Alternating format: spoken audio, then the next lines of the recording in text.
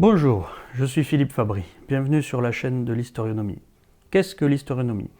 L'historionomie est à l'histoire classique ce que la physique théorique est à la physique expérimentale. C'est pourquoi j'aime parler d'histoire théorique.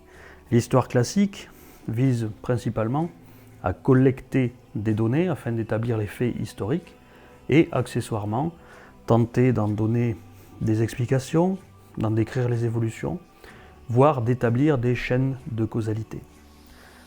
Parfois en recourant au comparatisme, mais de manière parcimonieuse car les historiens aiment avant tout la spécificité de la situation qu'ils étudient plutôt que les généralités. L'historionomie, l'histoire théorique donc, est dans la posture inverse.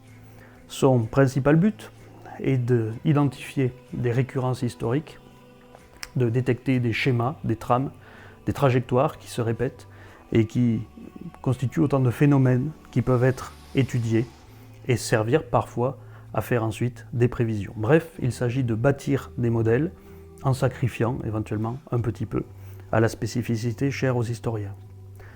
Ces modèles peuvent ensuite servir aux historiens à mieux comprendre les situations qu'ils expliquent eux-mêmes et il y a ainsi un dialogue qui s'établit entre l'histoire théorique et ce qu'on pourrait appeler l'histoire expérimentale, c'est-à-dire l'histoire classique. Cette discipline permet de lire le monde d'une autre façon. Elle permet de lire l'histoire. En consultant cette chaîne, vous apprendrez à pratiquer l'historionomie, vous connaîtrez ses concepts et lorsque ce sera fait, lorsque vous aurez appris à lire l'histoire, tout comme lorsque vous apprenez à lire une langue jusque-là inintelligible ou à lire la musique, vous ne pourrez plus ne plus voir. Vous verrez les trames, les schémas, vous aurez les yeux ouverts. Venez et ouvrez les yeux.